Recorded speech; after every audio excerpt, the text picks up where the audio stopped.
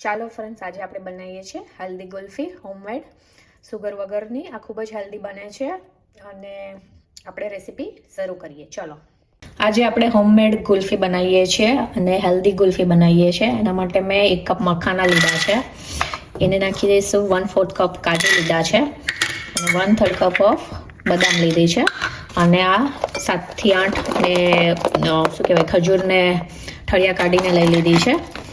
એ mix કરી દઈએ અને એમાં વોર્મ મિલ્ક નાખીશું. આપણે એકદમ ઉકળતું નહીં પણ વોર્મ હોય એવું મિલ્ક નાખીશું અને આપણે અડધી કલાક માટે ઢાંકીને રહેવા દઈશું.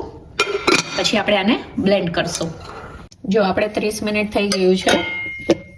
હવે આ મિક્સરને આપણે બ્લેન્ડ કરી લઈએ. બ્લેન્ડરમાં બધી વસ્તુ મિક્સ કરી લઈએ. આમાં આપણે થોડુંક અમથો ઇલાયચી પાવડર નાખીશું અને 1/3 કપ ઓફ મિલ્ક પાવડર નાખીશું.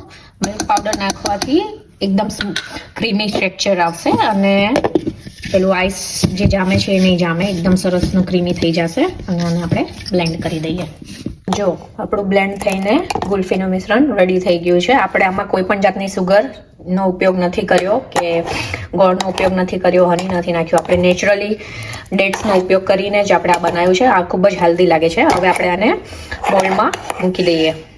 જો મારી પાસે પેપર કપ છે, ગુલ્ફી મોલ્ડ નથી, તો હું પેપર કપમાં પહેલાં બદામ અને પિસ્તાની કતરણ નાખું છું. પછી હવે આપણે આ જે મિશ્રણ બનાવ્યું છે ગુલ્ફીનું એ પોર કરશું આમાં.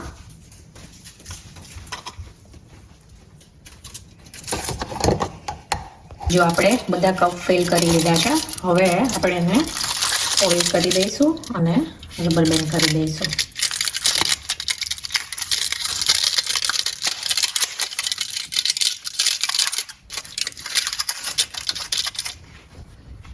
જો આપણા ગુલ્ફીના કપ રેડી છે. હવે આપણે આને 5 થી 6 કલાક માટે ફ્રીઝરમાં સેટ થવા મૂકી દઈશું, અથવા તો તમે ઓવરનાઇટ બી રાખી શકો છો. જો હવે આપણી ગુલ્ફી સેટ થઈને રેડી છે. જો કપમાંથી ઇઝીલી મોલ્ડ કરી શકીએ છીએ આપણે. થોડીક વાર બહાર કાઢી લીધી હતી એટલે.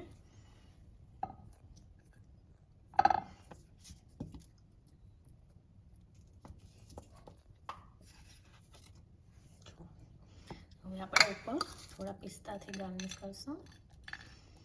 તમે પણ જરૂર ટ્રાય કરજો હેલ્ધી ગુલ્ફી. અને તમને આ રેસીપી ગમી હોય તો please like, share and subscribe my channel for more recipe video. Thank you for watching.